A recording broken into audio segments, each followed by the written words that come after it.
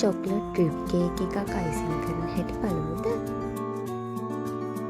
Kilo එකේ cake batter එක gram 532කට දාලා තමයි ලේයර්ස් දෙකක් දිහට බේක් කරගත්තේ.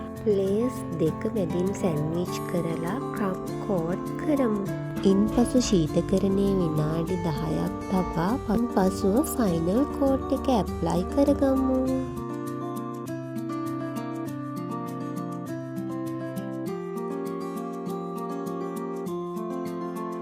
කේක් එක හොඳින් ස්මූත් කරගන්න අමතක කරගන්න එපා. ඉන්පසු චොක්ලට් ඩ්‍රිප් දම කේක් එක ලස්සනට සරසගමු.